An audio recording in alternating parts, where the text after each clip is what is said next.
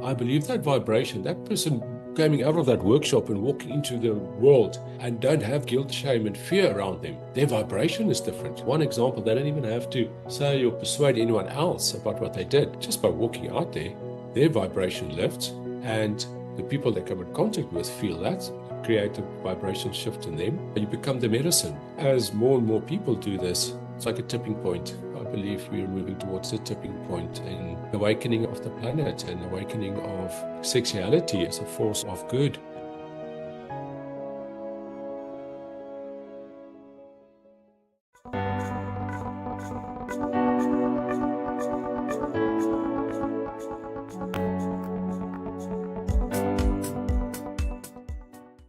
Your book Jump reminded me of the hero's journey. Every hero embarks on a journey filled with challenges, discoveries, and moments of triumph. Can you tell us more about your origin story, the point where it all began, and what were the key trials or dragons you struggled with along the way? Oh, beautiful question. It was very much, the hero's journey. All our lives are in a way. And very much I heard this calling. I was here in South Africa in business, CEO of insurance company, and I had a calling to do something different with my life. You distract yourself from the call and the voice inside. I did that from 2009 to 2013. The voice got louder, and eventually I surrendered. I wasn't sure what this call was. It was time for something different. Eventually, 2013, I surrendered, listened to the voice, resigned, sold everything, gave everything away, and bought a backpack and a one-way ticket to Lima in Peru. Most people thought I was pretty crazy in my late 40s, top of your business and your pinnacle, everything you studied and worked for. And that led me a journey around the world in South America. There are also some challenging times where I often wanted to come back to South Africa and get another job and another bit of a crazy playboy lifestyle I had here before I left. I stuck to it in South America, and I found these guides in Guatemala, similar to the hero's journey, that helped me and led me to a deep journey within. People were arriving and helping me to drop within. Got seriously sick with parasites and tried to treat that with normal medicine. The antibiotics work for that. Especially in some of those villages you were traveling through along the way where they had no medical assistance. Exactly. It's wild there. Then I eventually found there's no other way. It led me to the inner journey. I got to a shaman and learned emotional expression release, and a little bit of plant medicine, but mainly it was an inner journey into my emotions, my emotional body, and in essence, healed myself with that.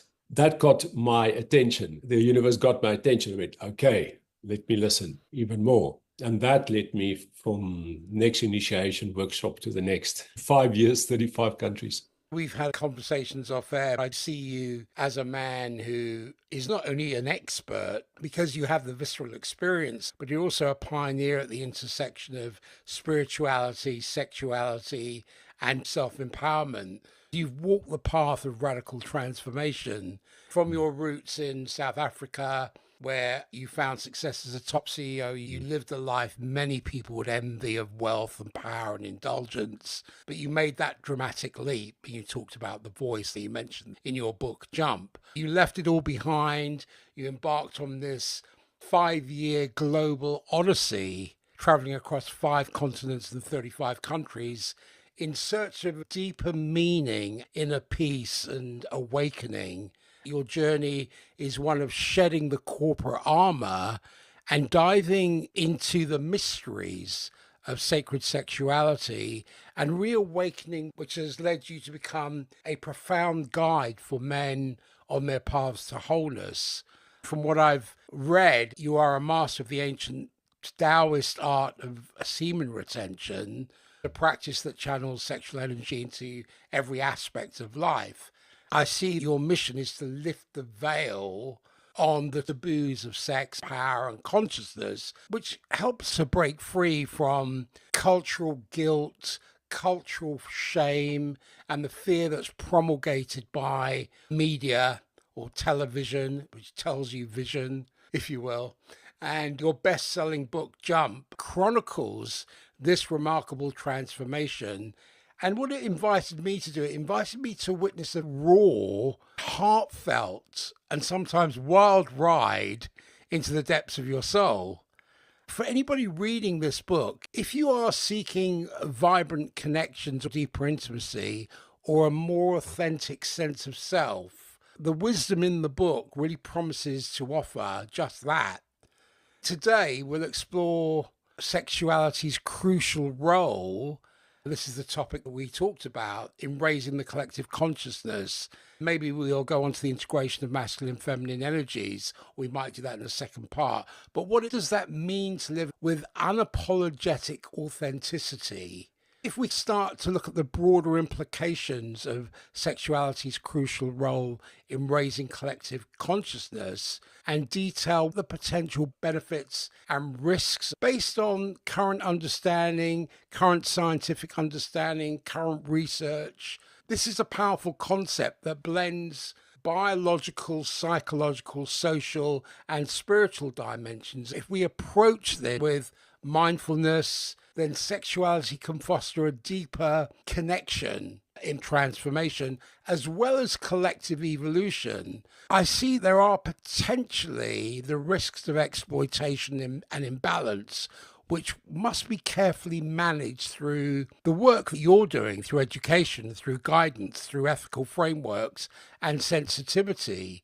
When we have a more conscious relationship with our sexuality, that has the potential to elevate human experience and create a society that is more inclusive and much more compassionate and spiritually aware. If we look at the energy of sexuality as it threads its way through every fiber as a force, and it's as ancient as life itself, but in our modern world, it pulses with a new potential, not just for pleasure or procreation, but as a conduit to higher consciousness. I see a bridge between the physical and the divine.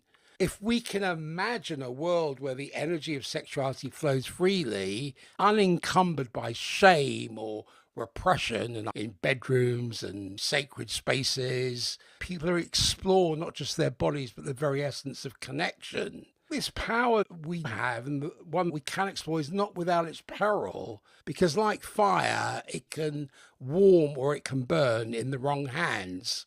It can become a tool of manipulation as distinct from facilitation as a means to exploit the vulnerable. So the path to collective awakening through sexuality is lined with thorns of potential harm. Here we are at a crossroads. Will we embrace sexuality as a transformative force, weaving it into the fabric of a more conscious society, or will we continue to shroud it in darkness, denying its power to elevate the human spirit?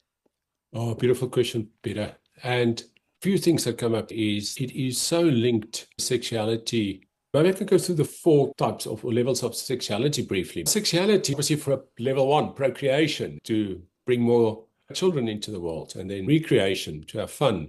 Thirdly, health. By breathing sexual energy up, you can improve your health. It's powerful life force energy. You can put all areas of your body, and it can heal diseases.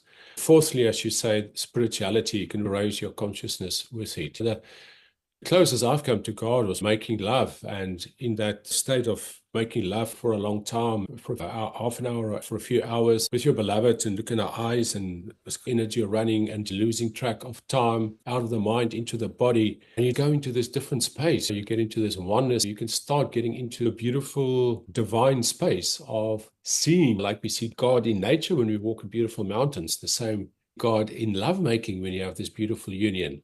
It has got such a massive role to play. Now, as you say, it is a super powerful energy, and it has been suppressed because people and authorities were very scared of that. The best way, be it religion or be it governments or authority space, would suppress sexuality, because when people are in their sexual power, they are authentic, they are driven, and they are powerful. And it's very difficult to control them. I believe that's a big role why that has happened. Now, that sexual energy is so powerful that, yes, it is careful how we take that forward and how we drop into that.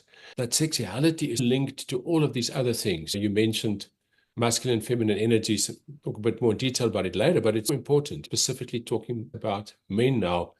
So important to be integrated not just in your masculine energy, but also in your feminine energy when you interact, sexually speaking. That takes so much of this, call it danger, away, and it gives much more potential for the experience, because now you're not just in penetrative energy, but you're also in receptive energy. And it's a beautiful flow of the masculine and the feminine. So sexuality is linked with so many things. The other thing is emotions, getting into the emotional body, feeling your emotions and being able to drop into your emotional body and to express and release your emotions. In nature, if a lion chases a little buck and the buck gets away, then afterwards it stands there and it shakes all the stress off. 10 minutes later, it's walking around as if nothing happened. If you take that comparison to humans, something happens. Don't cry, don't scream, don't be angry. Hold it down, clench it, contract. Now, learning to punch some cushions and express, and you don't have to hurt anyone. Do some hand screams, your emotional body start moving. The reason I mention emotions here with sexuality is that if your emotions aren't suppressed, then your sexuality is not suppressed. Suppressed emotions lead to suppressed sexuality. It's so important. Sexuality, in terms of getting our full potential, it's part of the whole picture of a lot of other things. This massive potential as to super fast way to accelerate your consciousness. Also can sit in a mountain and meditate in Tibet for 10 years. It's also a beautiful way. All routes are beautiful. I believe this route is also beautiful and potentially much faster by creating into sexual energy and feeling it, learning to be conscious about it, learning to be present with your partner when you make love, or with yourself when you self-pleasure, masturbate. That presence bring you into your body and bring you into God and into the universe. What comes to my mind is emotional freedom, where we can release shame and fear around sexuality, because throughout so much of our history, of human history, it's been steeped in shame, guilt, fear, and emotions that limit the expression of our soul or our full potential. And these emotions often trap sexual energy. They block it from becoming a source of healing and personal evolution.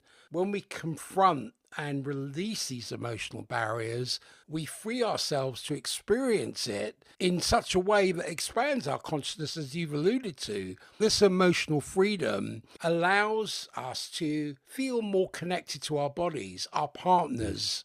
As you were saying, you're talking about that union, that merging, but as well as that is to the collective consciousness. So we move from suppression on the one hand to spiritual liberation on the other.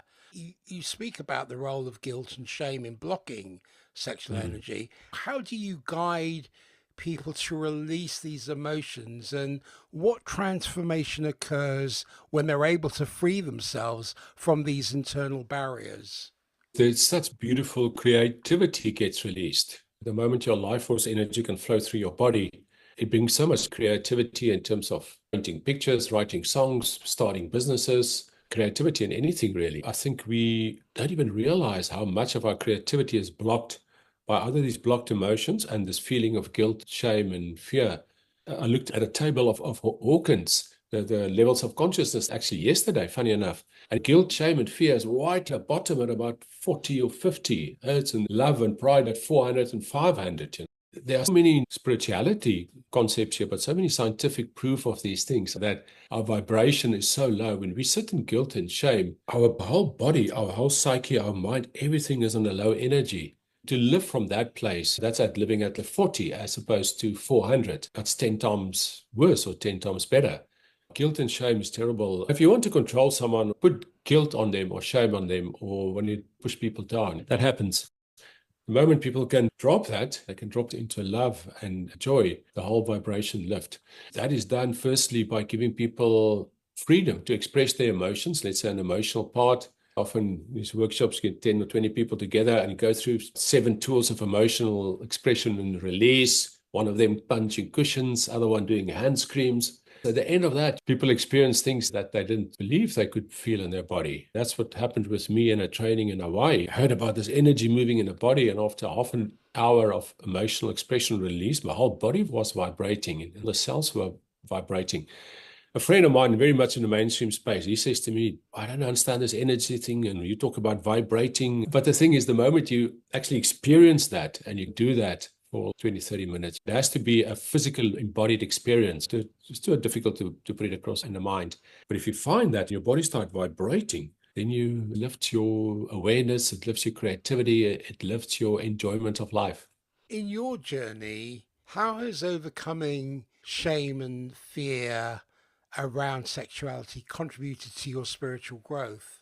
I didn't realize I had that much because those crazy years in Cape Town, '09 to 2013, before I left, there's a lot of sex happening, sex, drugs, and jacuzzis. But it was a lot of unconscious sex. I only realized when I were in these workshops, I still had some layers. And being in the workshops where you can talk freely about this, you can express your desires and boundaries in small groups with people, and you practice this. That has been really good.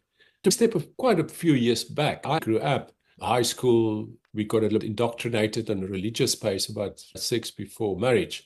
I had a massive amount of conditioning as a teenager. So I ended up only making love at the age of 21. Interesting, there's the central theme of sexuality through my life. So at the age of 19, 21, it was there, guilt and shame. And I made love at 21. I was like, okay, clearly this can't be wrong. How can this be wrong? This is so beautiful. I dropped a lot of guilt, shame, and fear there.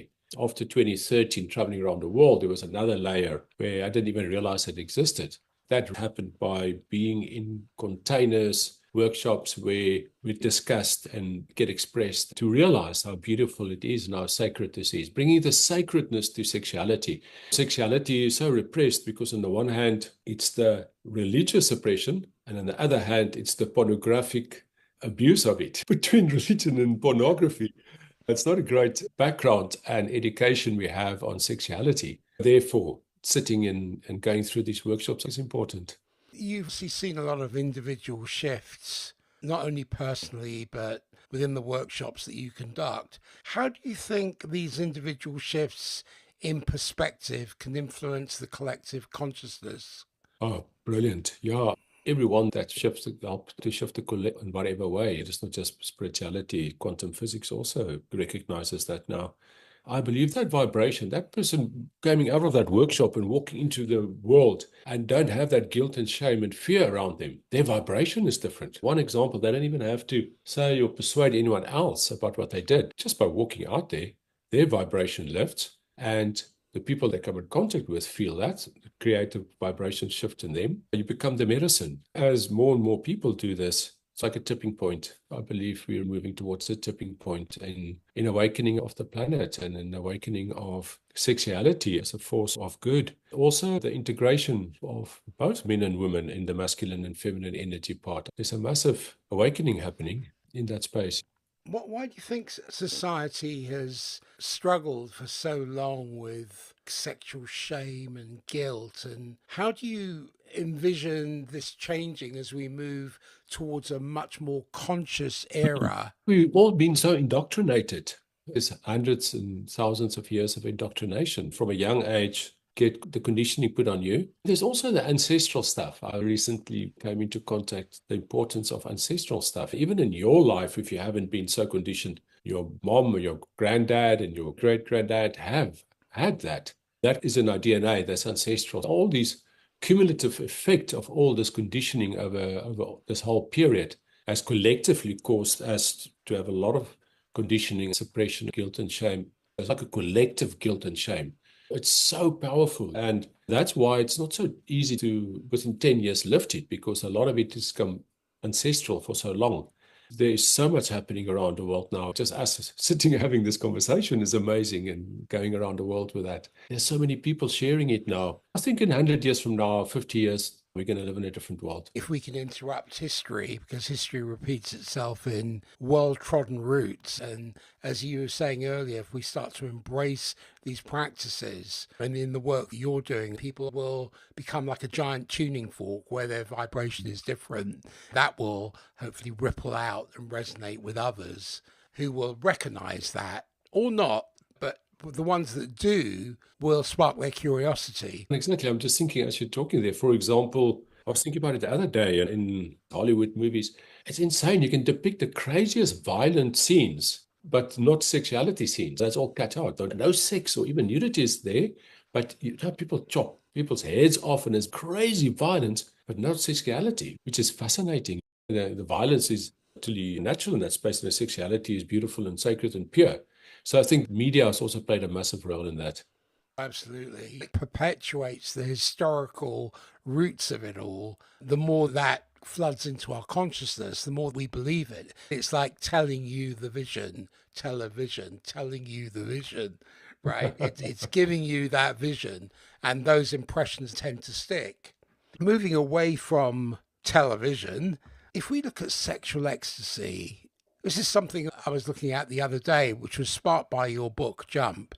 And I wondered if we can experience this with presence and intention. And as you talked about being not only the giver and the penetrator, but the receiver as well.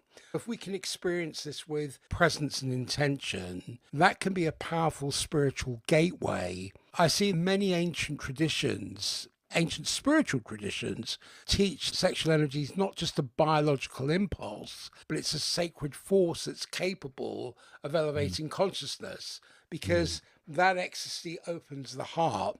It dissolves those egoic boundaries and allows us to connect to something greater than ourselves. That experience is often described as transcendent, if you will. And I think that can serve as a window into higher states of awareness where the individual and the collective merge into a unified field of consciousness. You've explored sexual ecstasy not just as a pleasure, but as a spiritual experience.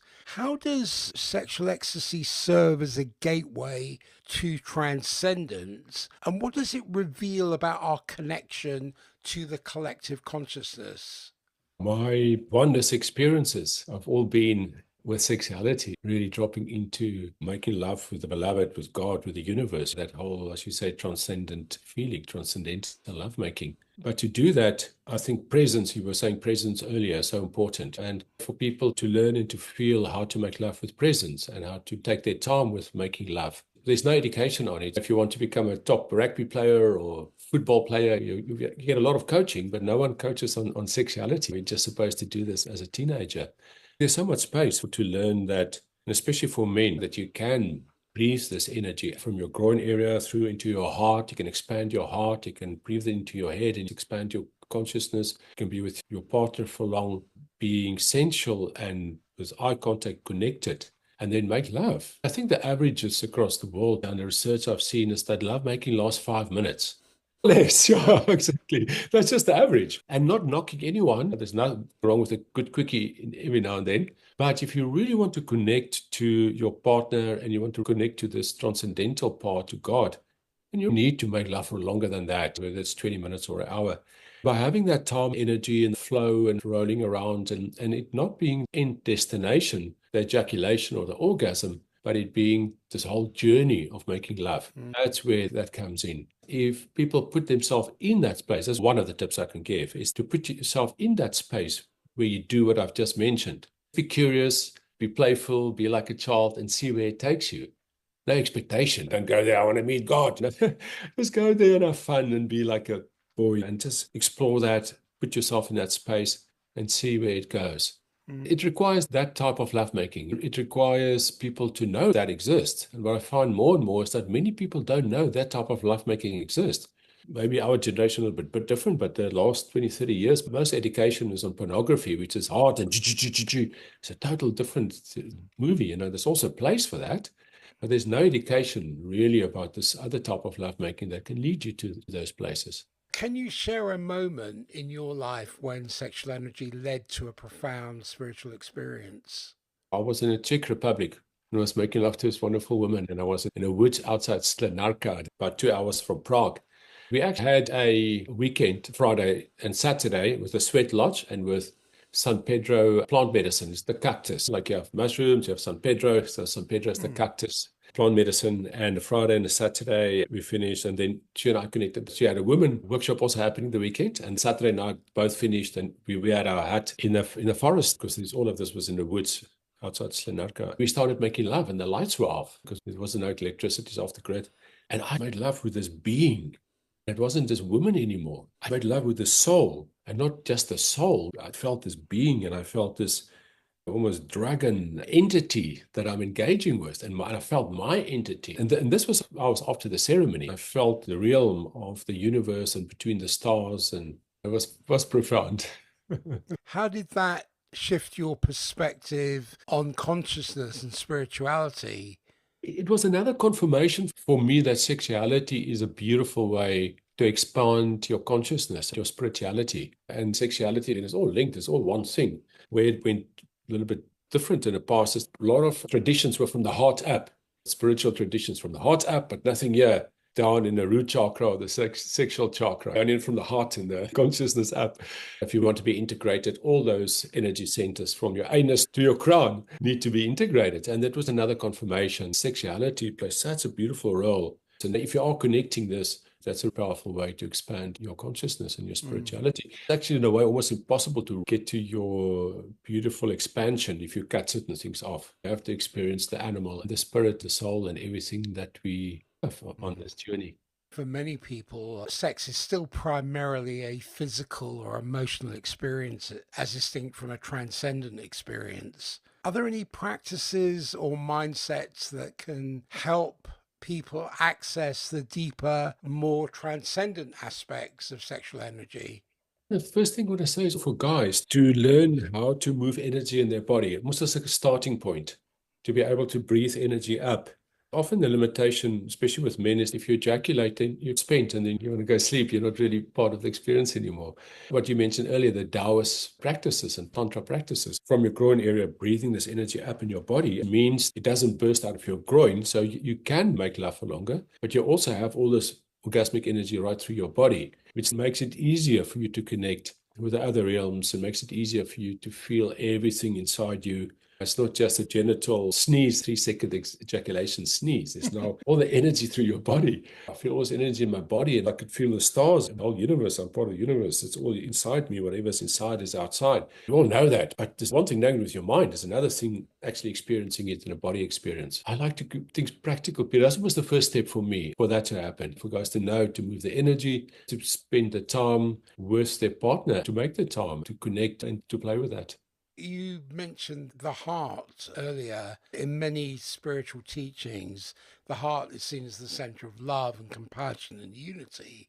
But when sexual energy is channeled through the heart, it seems like it can become a force for healing and connection rather than control or power. So the shift from the lower chakra, that primal expression of sexuality, to a heart-centered one, that can enable and empower people to live from a place of love, authenticity and unity. In this particular state, sexual energy is no longer fragmented or misused, but it's harmonized with a greater sense of purpose and connection to the collective. You've described the heart as a central point in balancing sexual energy. How do you see the connection between heart-centered consciousness and the experience of sexuality? There's a beautiful practical thing one can do when making love. Let's say you're on your partner and energy is here in your genitals, to actually breathe it into your heart. It's a beautiful space. To breathe it into your heart space, and you can do the same. And for the hearts to connect. From the heart space, the hearts penetrate each other. Maybe another practical, you're asking for some practical stuff earlier. Lie on top of each other and feel as if from your heart you're penetrating her, your heart penetrating her, and then vice versa. The woman can also penetrate the man energetically, more heart penetration. That brings sexuality, as you say, into a heart consciousness. It creates immediately that field of expanded heart space, love, and sex with love is much more profound and better than just sex on its own. The heart expansion exercise, for example, is really brilliant for that. That's a great practice. Are there any particular risks or challenges people may face in using sexuality as a path to healing? And if there are, how can they integrate these challenges while still embracing its potential for transformation? Unfortunately, in the sexuality space, practitioners have abused their space. I can advise for someone to make sure that you work with someone that you've checked and vetted. In the work that you do, there's an emotional depth to it. when you look at water, when you look at the element of water, that can be tranquil or it can be turbulent. And if we tie sexuality to water, which involves emotional openness and surrender, when we embrace vulnerability in intimate moments, that allows deeper emotional connection and healing. And if we look at water, that represents the allowance of feelings to flow, if you will, between partners without judgment. So it's creating a safe and brave space for intimate exploration. There's a healing and purification that can take place because water's role as a purifying force can be mirrored in how sexual energy, when approached with intention, can cleanse emotional blockages, release trauma and pain and all those other things that are stored in the body, which leads to greater emotional clarity and personal growth. If we can learn to flow like water, yielding, feeling, and nourishing, we move away from these puritanical, excessively rigid societal expectations of intimacy and embrace it as a transformative fluid force. So it becomes a tool for emotional exploration to enhance empathy and deepen human connections. Yes, exactly. I totally agree. And something that's also so basic that also goes with that, I think very few of us had any education on, is expressing desires and boundaries and the flow with the water, but there's a bank of the river. And we haven't been told really to express our desires and our boundaries and when to say no and how to say no and how to say yes. Something also coming up in that space. So in terms of the previous question, that's also super important working with people is often you almost have to teach them first how to set boundaries, how to hold boundaries, how to communicate boundaries, and how to say no. All of those things are super important with sexuality training. How can we allow vulnerability in intimate moments to create a deeper emotional connection between partners? Yeah, exactly. And if the moment you express your desires and you're vulnerable and you're authentic about it, it creates better intimacy. The moment you say, this is my boundaries, what I like, then it also creates trust. Now you know your boundary is strong. So if you say yes, then I can trust your yes because I can trust your no also. That's a super important part of intimacy. In what ways can sexual intimacy serve as a healing practice, not just physically, but emotionally and spiritually? Sure, good question. If you open yourself up to be seen, that is a big step to be vulnerable and to open and someone to really see you. And the sexuality space is probably one of the most vulnerable spaces. In sexuality, you have intimacy and you can be open and vulnerable in that space and allow yourself to be seen, then it expands in other areas. It makes it much easier to be that in the rest of your life, in emotional space or spiritual space. There's so many people, I've had partners before that previous partner said that, like, never really had made love before with eyes open. Often people, it's either in the dark or it's in light, but looking in a corner or lying there, but not actually eye contact. That pure intimacy and vulnerability of reaching a point, not just orgasm, but lovemaking, but orgasm whilst your eyes are open and you're actually connecting with someone. That's very scary in a way. If you can do that intimacy and sexuality, it built the courage muscle to go out and to do that in emotional space and in spirituality space and surrender space in the spirituality area.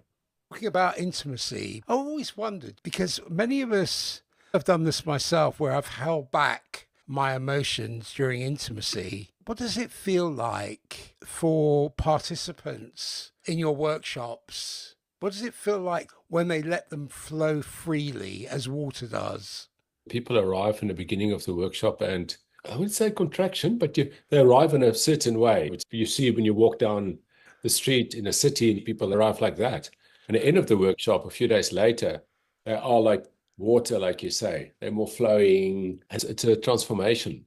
You know, they flow, they walk differently. The facial expressions are different. It's more relaxed. There's body contact. It doesn't even have to be sexual or sensual, but there's more contact. There's more intimacy. Yeah. People are more comfortable and it's not weird. It's much more receptive, free, loving energy. Do you think intimacy can be a form of emotional purification? And if so, what emotional barriers might be cleansed if we allowed ourselves to fully flow in such moments? You definitely can.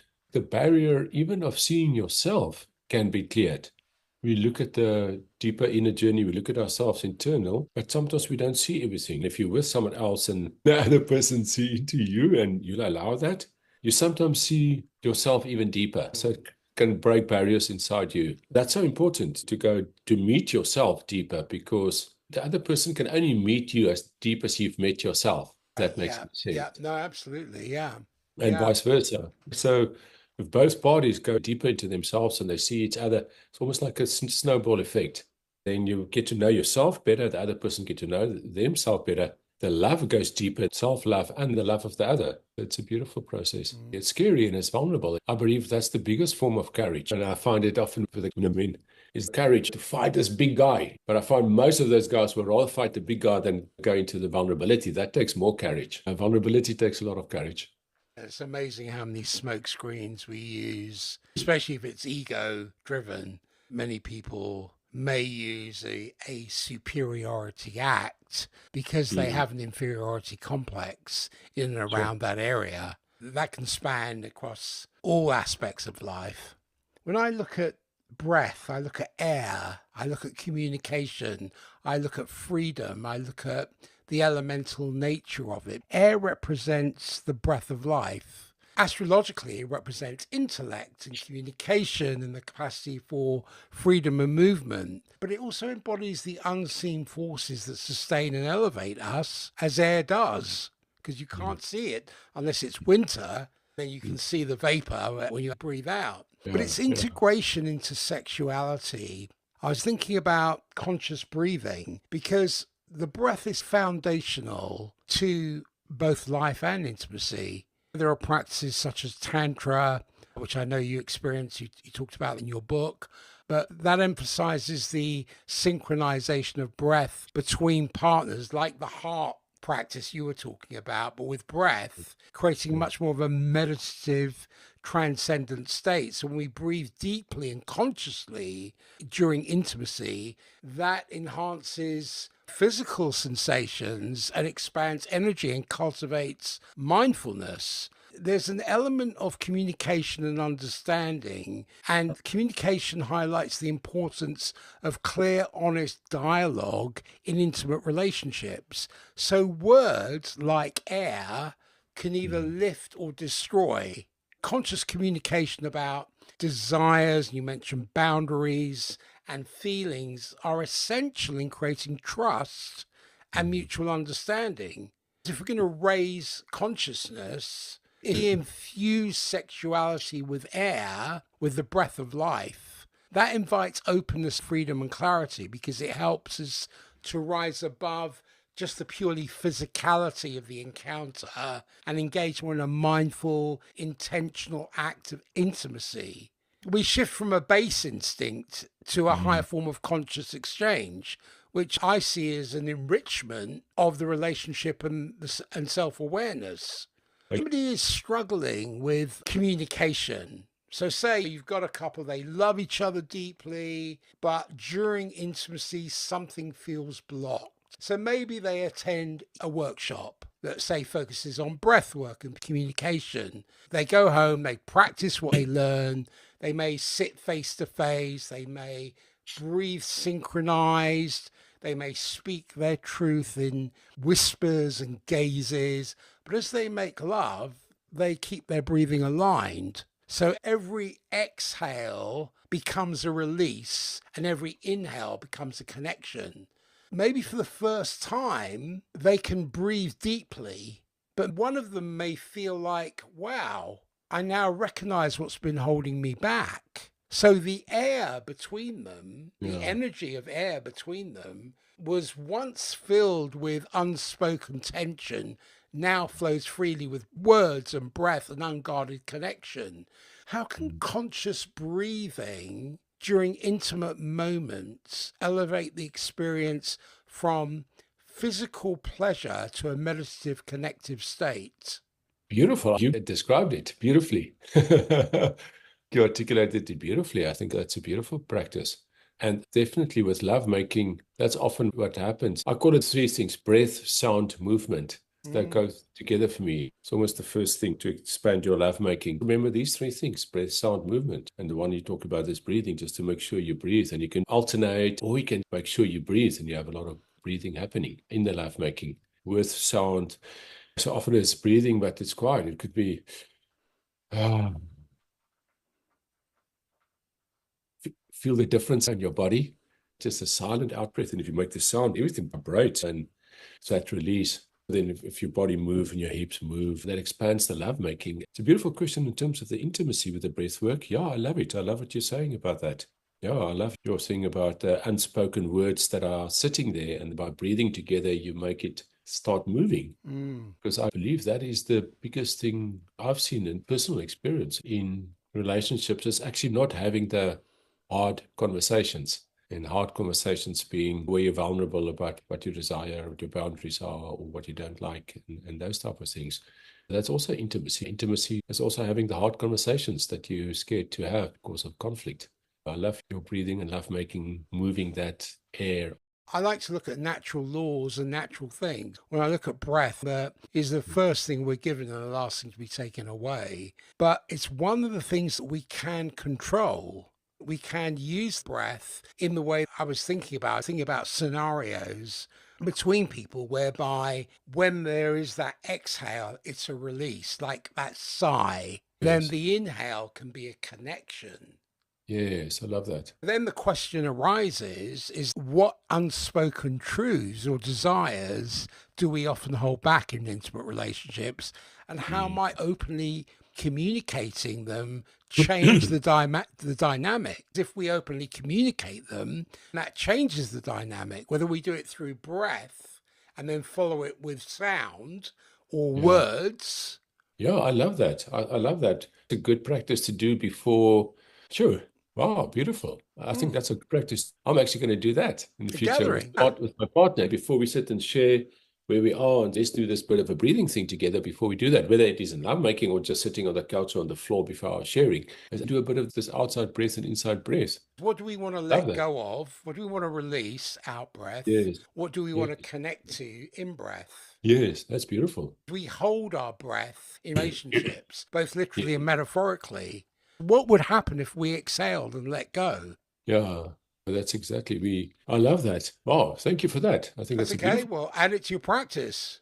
Yeah, I'm definitely going to. I think it's beautiful. I'm going to do it in my practical stuff with communication with my partner. Is that it's a nice way of getting into the body, a bit out of the mind. Otherwise, the sharing can go very much into the mind. Actually, do that practice together as a bit of an intimacy building, heart-centered connection before one goes in share in terms of boundaries. And I believe it's good to have this weekly or 2 weekly check-in in a relationship. What's moving for you? What's moving for me? It can sometimes become a mind thing. Your breathing practice, the Peter breathing practice, is a good way to get into the body. Sometimes we need to move out of the analysis of left brain thinking and go more right brain, and then use the breath. It doesn't have an agenda, it's pure. And we can practice using the element of air that can lead us into fire. Fire is the element of passion, transformation, and raw energy, because it burns away what no longer serves or illuminates what's hidden. So it's the spark of life. It's the force that drives changes. If we integrate that into sexuality, if we ignite passion, okay, so thinking aloud here, if we link that to fire, we're talking about passion, being passionate, being intense, being transformative. The fire embodies that fierce desire and energy that fuels attraction and arousal. If we approach that with awareness, this energy can be harnessed to deepen intimacy and push beyond physical pleasure. Not that physical pleasure is a bad thing, but if we can transcend into realms of spiritual awakening, then we can burn away the old patterns like the release and the fears and insecurities. The invitation here is to step into new ways of being and experiencing life, because the fire in sexuality acts as a powerful catalyst for transformation and for relational, let's say for relational transformation. If we're looking at raising consciousness and we understand the sacred fire the living sacred fire, that can be transmuted into a force for spiritual evolution. If we channel desire and passion into creative expression, we can break free from ego-driven sexuality and instead use it as fuel, or use it to fuel personal growth, inspiration, and heightened states of awareness. So if you have, I'm just trying to think of a scenario. You know how some people get into a routine, it becomes a routine experience. But say something inside of someone, of a couple, goes, you know what? I want more depth. I want more intensity. They get really curious about it. They may study Tantra, or they may study ancient traditions of sacred sexuality. They may learn about what is the transformative force behind sexual energy. So say, as an example, I'm just trying to think of a scenario. So say this lady yearns for more, is curious about more. So she calls up her partner and says, hey, I want you to explore this energy with me. You create this whole scenario, you light candles. Your intention is to treat the intimacy as a sacred ritual rather than the wham bam kind of thing. So you make love, you focus on the fire within the desires and the fears and the untapped passion. And the more you embrace that inner fire, the more transformative the experience becomes. She will feel maybe herself burning away those old insecurities and step into a space of raw, unfiltered connection.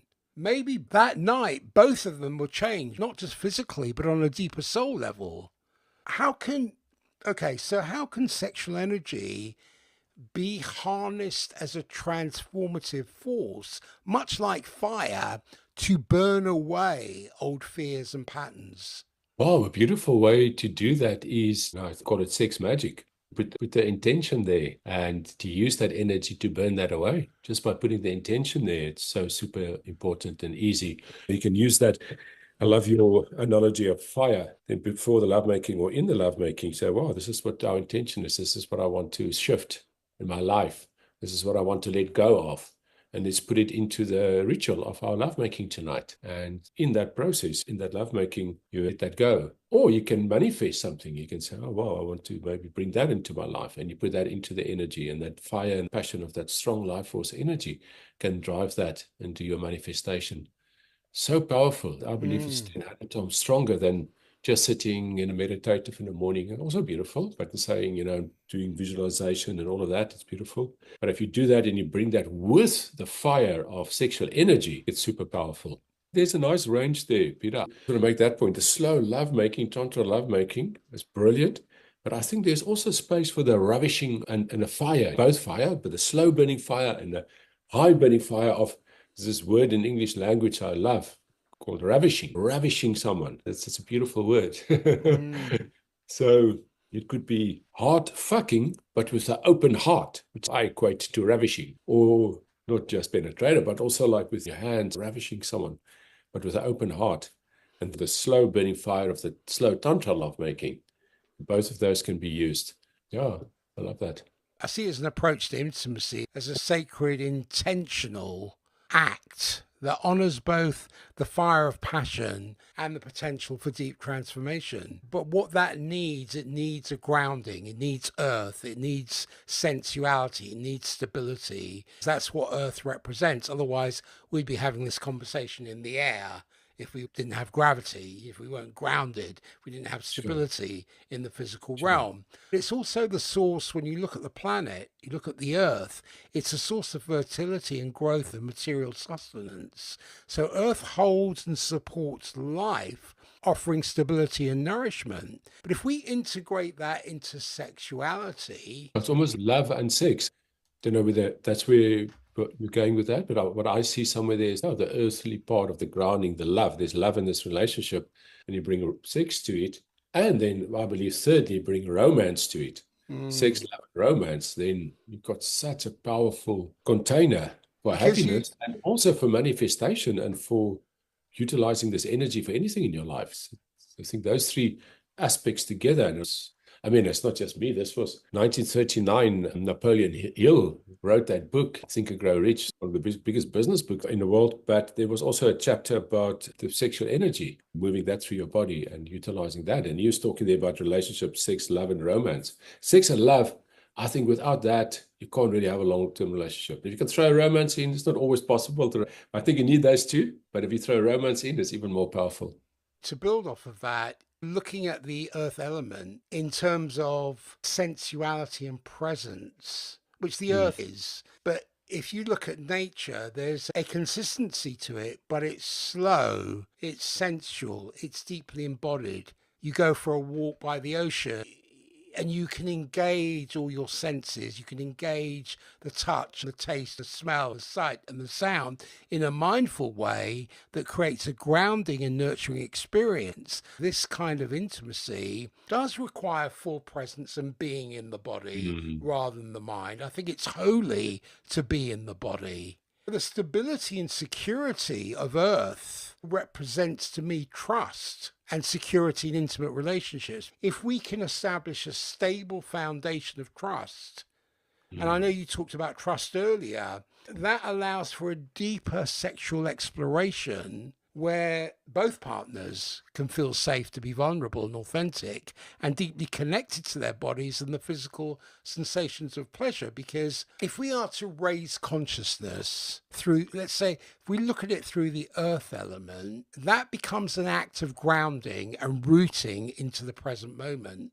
If we focus on the sensory experience and physical connection, intimacy can be transformed into a meditative practice. We align body and spirit. We enhance awareness. We deepen appreciation for the sacredness of the physical form. Exactly. We get out of the mind into the body. There's a fusion of all of these things. When you look at these elements, they all offer very distinct qualities. But when we integrate them, we could talk a lot more about this, but when you integrate them into sexuality and intimacy, that can elevate consciousness in many ways. As an example, water, to my mind, teaches me surrender and emotional depth. It would allow me to connect with our feelings and heal past wounds through intimacy, whereas air would guide me to breathe consciously and communicate clearly, making sexuality not just a physical act, but an exchange of energy and understanding, whereas fire will ignite my passion and transformative powers. That will enable and empower us to channel that energy into personal and spiritual evolution. Yes, exactly. And earth will ground us in sensuality and presence because there's a potent reminder that the physical body and the experience of pleasure is sacred. Yeah, I love that. I Right? love the articulated with the four elements. That's a beautiful way to put it, Peter. With the sacredness of sexuality. Oh, it's beautiful. If you think about grounding ourselves in the present moment to enhance the sensual experience of intimacy, to make it more meaningful and connected, how can we do that? How can we ground ourselves in the present moment and enhance that sensual experience of intimacy so we can make it much more meaningful, much more connected? The easiest way for me to be in a present moment has always been when I made love. Now, I don't know whether that's exactly the question, but present moment for me is often when I'm in nature and, the waves. So I'm going to see the waves over there now. And I walk there and I hear the waves and my feet in the water, freezing water, 12 degrees here in the Atlantic Ocean in Cape Town. You have to be present because it's cold and it's beautiful. The same with lovemaking. It's so easy to drop into the present moment because you're in this emotion, in this space. I don't want to knock porn, but pornography can put you in your mind. So if you make love and you're moving in your mind about what you saw last night, then obviously that's not going to put you in a present moment. But if you're out of your mind into the body and you feel the sensation of your skin and your beloved, it's quite difficult not to be in the present moment. Yeah, I think that's a beautiful practice for that. The moment you're in that present moment and your partner feel that and vice versa, then you go into that emptiness of the now and you drop into the void and you drop into the sacredness of it.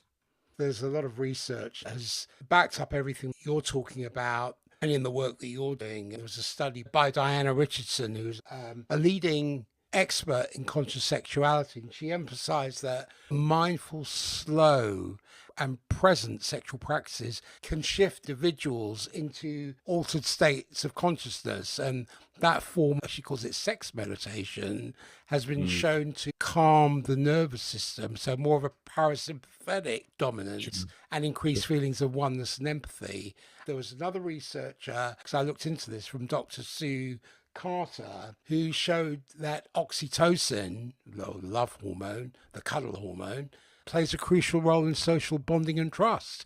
And during sexual activity, this hormone is released, enhancing emotional connection, not just between individuals, but in broader social dynamics, which is really interesting.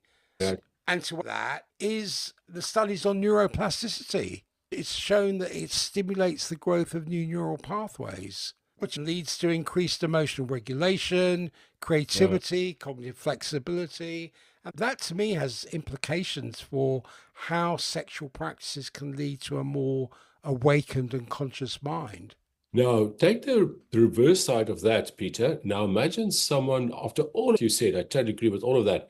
Now, someone either listening to it or someone just generally speaking, haven't really made love for the last month or the last year or for a few years. They're actually missing out on all of that. So what we talk about is so important. Often people go, okay, you talk about love making, people should make more love and deeper love and connection. And, oh, okay, interesting. But it's more than interesting. It's super important. All the stuff you mentioned, plus it enhances your life so much more. And happiness and empathy and connection. If you don't have it in your life, you don't know what you don't know. I really want to encourage people to make more love regularly and drop into deep connection and explore and play with it, because it enhances all other areas of your life, not just your lovemaking. I've seen it with guys that enhances their business and their business life and their corporate careers or their own businesses.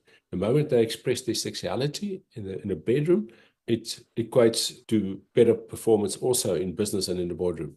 Lenerd, it's been such a joy to speak with you. I'm respectful of time. Do you have any parting words? And if people want to learn more about your work, where can they find you? The easiest is on my website, Peter, lenerdlouw.com, LenerdLouw.com. There's all the links to the social media and all online courses there. I do online courses for men, 21-day journeys to sexual mastery. Also, a lot of free resources there. Parting words from me is, thank you so much for this conversation. I really enjoyed it and beautiful insights from you. My parting words is for people to drop deeper into their sexuality and their lovemaking and to explore it. And it's so easy to get disconnected from it. Sometimes men and women make peace with that. Sometimes over 40, sometimes over 50, sometimes over 60. They make peace. Okay, I've gone past it and it's cut off my connection with my sexuality. I'll just live without it. My encouragement would be to explore it, to see what will happen if you actually connect back to it again. You can always disconnect again, but go and try it. So I would encourage people to look deeper into this, what we've talked about today, and to drop into their sexuality.